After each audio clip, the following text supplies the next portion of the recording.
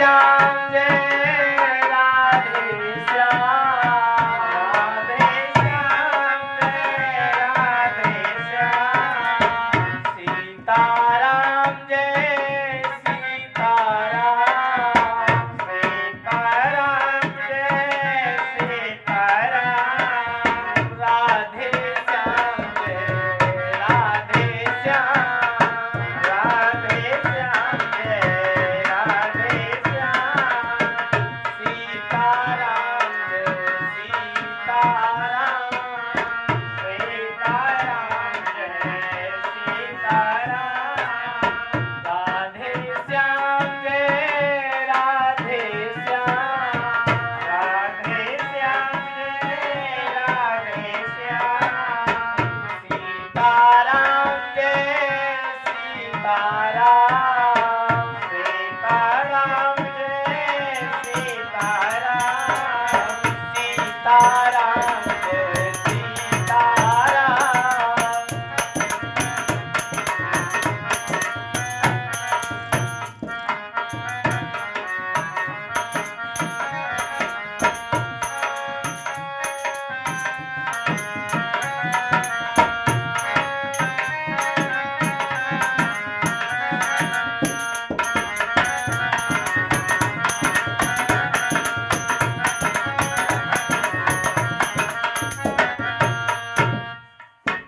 बोलिए श्री राम महाराज की जय। रामाय रामभद्राय रामचंद्राय वेद से रघुनाथाय नाथाय सीताय पते नमः। ओम कृष्णाय वासुदेवाय हरे परमात्मने प्रणता क्लेश नाशाय गोविंदाय नमो नमः। भक्त भक्त भगवंत गुरु चतुर नाम बप एक जिनके पद बंधन किए नासत विघ्न हर जन को जस गावते हर जन मंगल रूप सब संतन निर्णय कियो मत श्रुत प्राण इतिहास भजवे को द्वही सुगर के हरि के हरिदास। श्री गुरुदेव श्री गुरु अग्रदेव आज्ञा दई भक्तन को जस गाओ भव सागर से तरन को नाहन और पाओ। बोलिए भक्त वत्सल भगवान की जय। श्री गौरी शंकर भगवान की जय। श्री राम श्यामंत लाल की जय। श्री तुलसीदास महाराज की जय।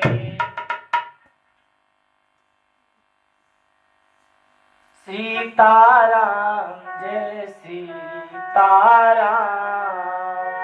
सीताराम जय सीताराम सीताराम जय सीताराम सीताराम जय सीताराम सीताराम जय सीताराम सीताराम जय सीताराम सीता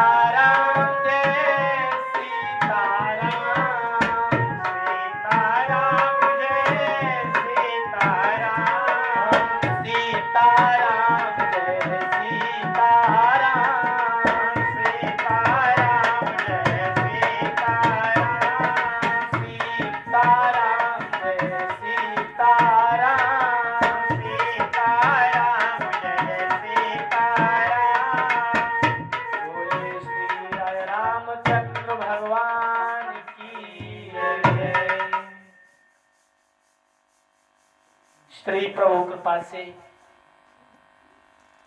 हम सब लोग बड़े ही भाग्यशाली हैं जो कि इस भारत भूमि पर मानव शरीर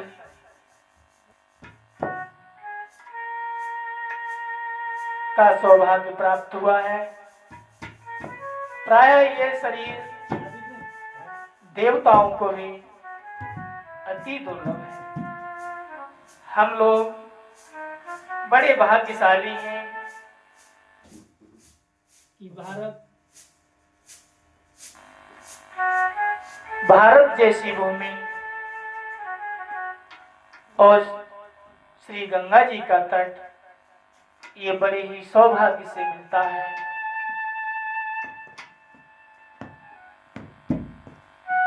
जो देवताओं को भी दुर्लभ है वो भगवत कृपा से हमें बहुत सुलभ है।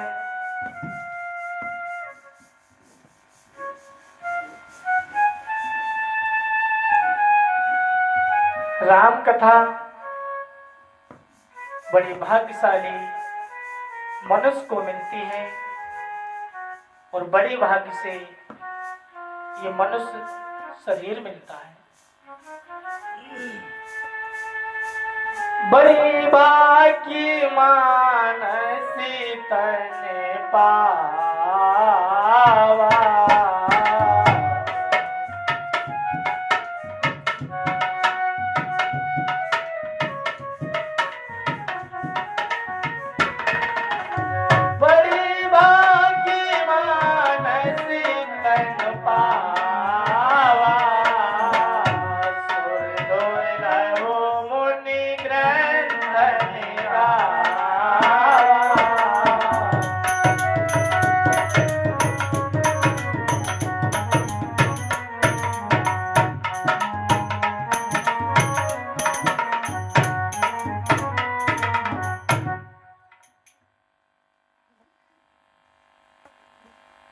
देखिए कथा कराने से क्या होता है और कथा सुनने से क्या होता है।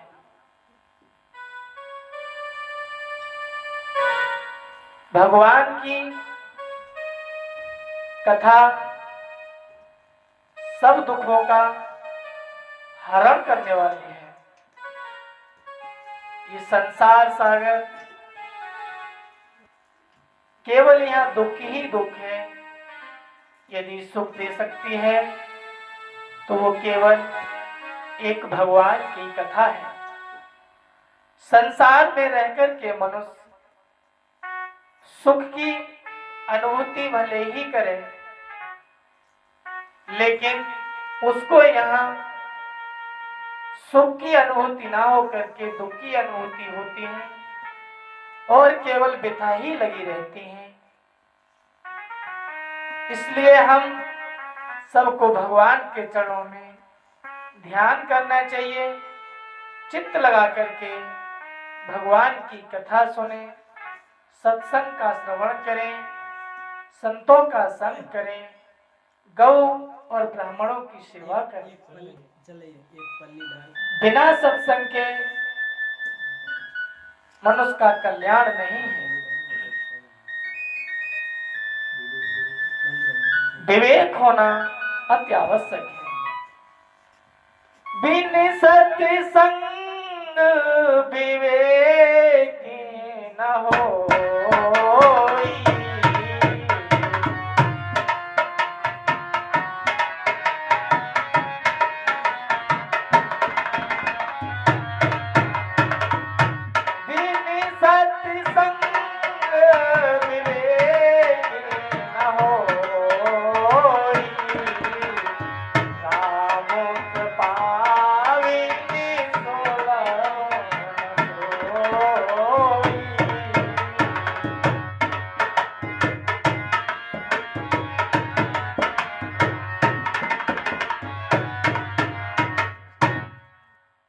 मन में तो बहुत भाव रहते हैं कि राम कथा को कहां से प्रारंभ किया जाए।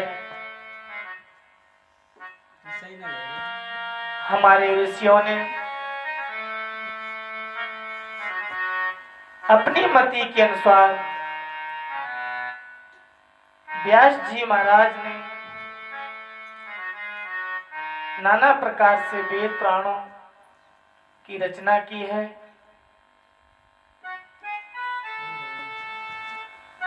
तो ये रामचरितमानस कथा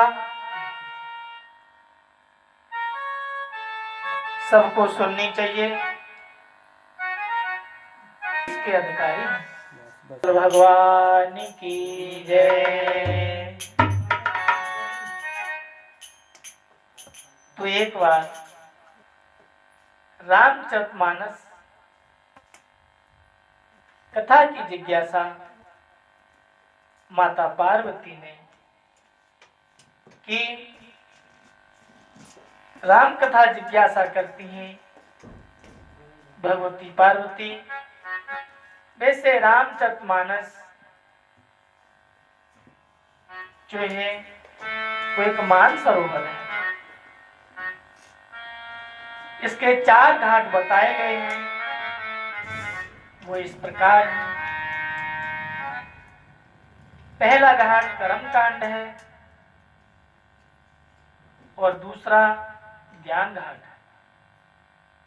तीसरा उपासना कांड घाट है और चौथा दैन्य घाट है।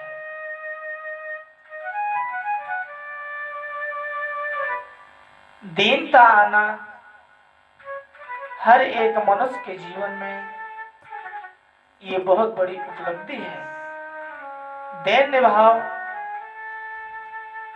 यदि आ जाए तो उसे और कुछ करने की आवश्यकता नहीं है।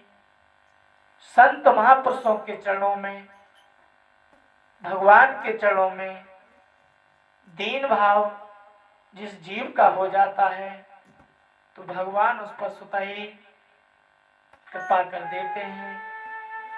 गुरुदेव की विशेष कृपा हो जाती है। बंदहु गुरु पद कंज कृपा सिंधु रूप हरे महामोहतम पुण्य जासु वचन रव कर। मैं उन गुरु महाराज के चरण कमलों की वंदना करता हूँ जो कृपा के समुद्र और नर रूप में श्री हरि ही हैं और जिनके वचन महामोह रूपी घने अंधकार को नाश करने के लिए सूर्य किरणों के समूह हैं। श्लोक है गुरुर् ब्रह्मा गुरुर्विष्णु गुरुर्देवो महेश्वरा गुरु साक्षात् परब्रह्म तस्मै श्री गुरुवे नमः। भगवान ने अपनी शक्तियों को 3 प्रकार से उन्हें सेवा दी है और तीनों ही सेवा के लिए गुरुदेव की सामर्थ्य है। भगवान गुरुदेव को भगवान विष्णु कहा, गुरुदेव को ही ब्रह्मा जी की उपाधि दी और गुरु को ही संहार करता भगवान महेश्वर की उपाधि दी। अब अकेले गुरुदेव ये तीनों देवता इस कार्य को अलग अलग करते हैं तो गुरुदेव इनको किस तरह से और किस प्रकार से अकेले संभालते हैं। गुरु को मनुष्य नहीं समझना चाहिए। गुरु मनुष्य नहीं है। यदि शिष्य गुरु में मनुष्य का भाव रखता है तो उसका कल्याण नहीं होता है। इसलिए गुरुदेव में मल स्वभाव नहीं रखना चाहिए। बंदहु गुरु पदी पदमो परागा।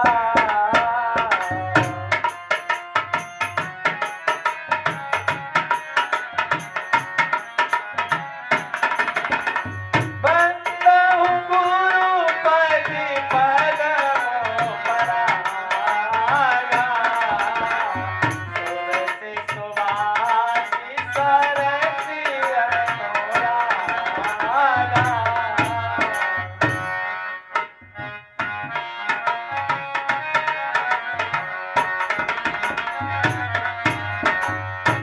अमी मूरी मई चूरन चारु। समन सकले बहुरजी परिवार।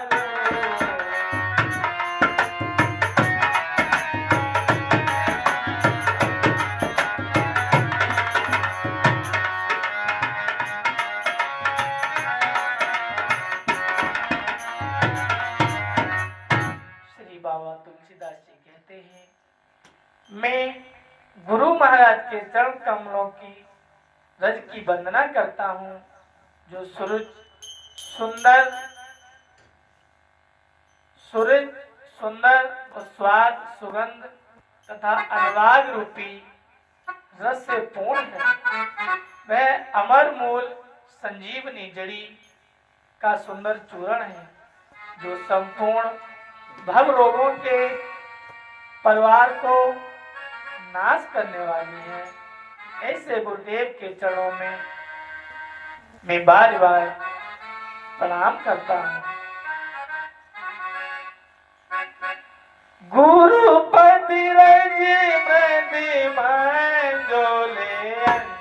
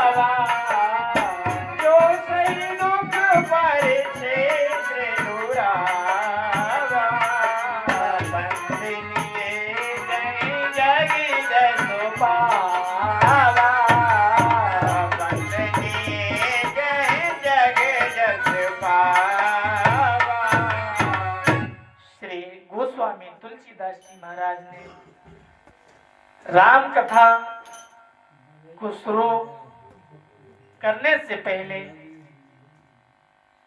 पृथ्वी के देवता ब्राह्मणों के चरणों की वंदना करता हूँ, जो अज्ञान से उत्पन्न सब संदेह को हरने वाले हैं।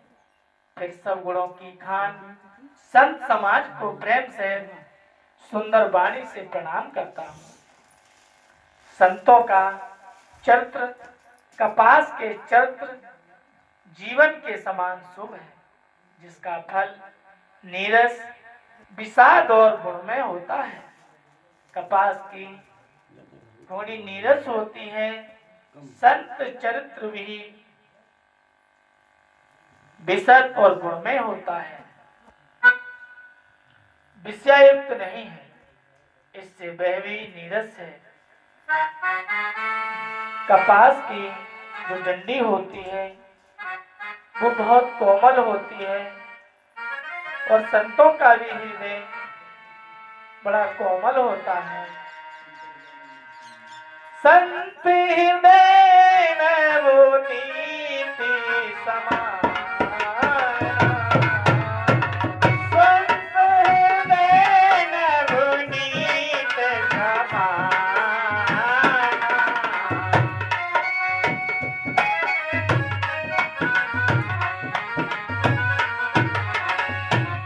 संतों का हृदय एक कमल के पुष्प की तरह बहुत कोमल होता है, ताजे मक्खन की तरह। जैसे कि दही को मंथन किया जाए और उसमें से लौनी जो निकलती है वो बहुत कोमल होती है। संतों के पास यदि कोई राक्षस या दैत्य जाता है तो संत उसे ज्ञान का ही मार्ग बताते हैं। उससे ये नहीं सोचते कि ये दुष्ट है, मैं इसे भगवत प्राप्ति का मार्ग ना बतलाऊं। संत बड़े कोमल चित्त होते हैं। संतों के यहाँ जाकर के जो सत्संग करता है वह अवश्य ही परम पद को प्राप्त करता है। मुदि मंडलों में शांति समाजू, मुदि मंडल में संत समाजू, जो जग जन्म मोती रतराजू, जो जग जन्म तीरथ राजू। राम भगत जय सूर्य सरधारा, राम भगत जय सूर्य सरधारा। सर संगम विचारी प्रचारा, सर संगम विचार प्रचारा। संतों का समान आनंद और कल्याणमय है। जो जगत में चलता फिरता तीर्थराज प्रयाग है, जहां उस संत समान रूपी प्रयागराज में राम भक्ति रूपी गंगा जी की धारा है और ब्रह्म विचार का प्रचार सरस्वती जी हैं। देखिए, जो लोग ये कहते हैं कि संत बड़े मौज में रहते हैं, संतों का सुख देखते हैं, मनुष्य को ये सब बातें संतों की नहीं देखनी चाहिए। यदि संत इस संसार में नहीं होंगे तो आज हम सब लोग इस कथा अमृत रूपी पान कर रहे हैं। बिना संतों के हम कैसे कर सकते हैं? संत कहते हैं कि संत राम के बाप हैं, संत संत राम के पूत, संत न होती जगत में, तो रहते राम दूत। संत हमारे माता पिता हैं। भगवान स्वयं इस बात को कह रहे हैं कि संत ही मेरे पिता हैं, संत ही मेरे पूत हैं। क्योंकि संत जहां तहां चलते फिरते साक्षात तीर्थराज प्रयाग है।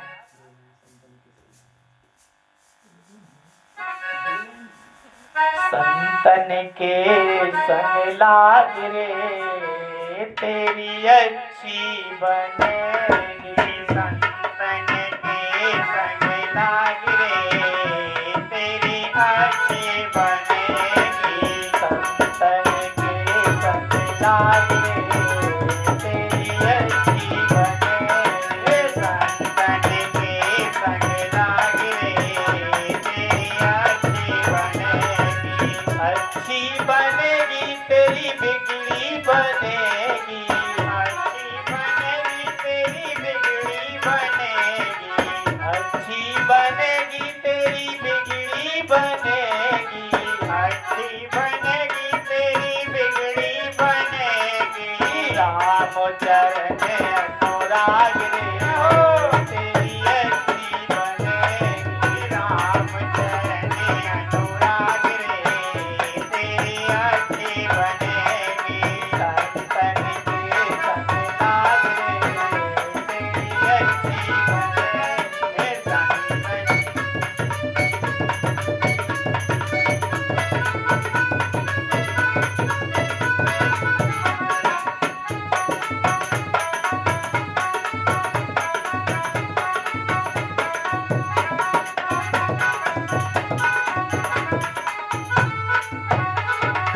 प्रभु जी की बन गई प्रहलाद की बन गई, प्रभु जी की बन गई प्रहलाद की बन गई, प्रभु जी की बन गई प्रहलाद की बन गई, प्रभु जी की बन गई प्रहलाद की बन गई। जाग सके तो जाग रे तेरी अच्छी बनेगी, जाग सके तो जाग रे तेरी अच्छी बनेगी, जाग सके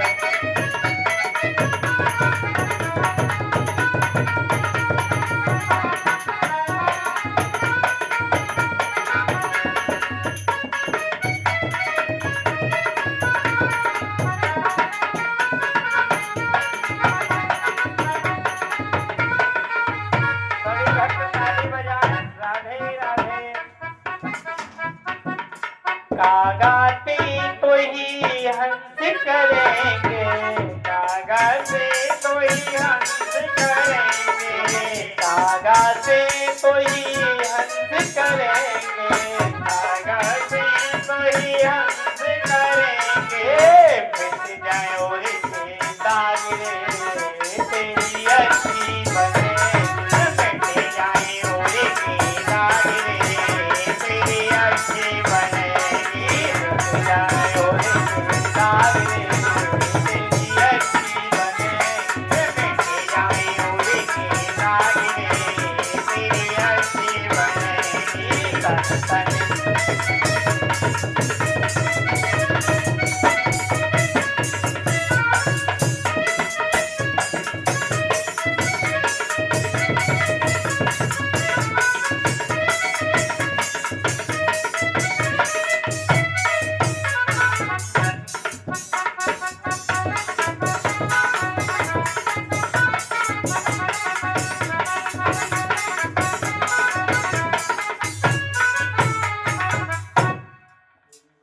बोलिए भक्त वत्सल भगवान की जय। एक समय भगवान शिव माता पार्वती के सहित सत्संग के लिए कथा तो बहुत है, कहाँ से प्रारंभ की जाए, कहाँ से छोड़ी जाए। कहीं भी ऐसी रामचरितमानस में कोई चौपाई दुआ नहीं है। इसको छोड़ा जाए। लेकिन यदि विस्तार से कथा कही जाए तो कथा को 9 दिन में समाप्त होना अति मुश्किल है। तो भगवान शिव माता पार्वती के साथ सत्संग के लिए जाते हैं। बिन सत्संग विवेक न होई, बिन सत्संग विवेक न होई, राम कृपा बिनु सुलभ न सोई, राम कृपा बिनु सुलभ न सोई, सत्संग विमुक्ति मंगल मूला, सत्संग विमुक्ति मंगल मूला, सोई फल सुख सब साधन भूला, सुख साधन सोई सब भूला। सत्संग के बिना विवेक नहीं होता है और श्री राम जी की कृपा के बिना वह सत्संग सहज में मिलता नहीं है। सत्संगत आनंद और कल्याण की जड़ है। सत्संग की सिद्धि प्राप्ति ही फल है और सब साधन तो फूल है। सत्संग से ही हमें विवेक मिलेगा। बिना सत्संग के भगवान की भक्ति का जीवन में आना अति कठिन है। जो संतों का संग नहीं करता है उसे भगवान की प्राप्ति बहुत मुश्किल है, क्योंकि संत और गुरु जो होते हैं वो भगवान से जोड़ने के बिचौलिया होते हैं। जैसे कि कन्या और वर का विवाह कराने के लिए एक कन्या पक्ष से होता है और कहता है कि आप अपनी कन्या का विवाह वहां कर दीजिए। ऐसे ही इसी प्रकार भगवान से जोड़ने के लिए, जीव का कल्याण करने के लिए संत महापुरुष इस धरती पर पधारते हैं, उनका प्राकट्य होता है।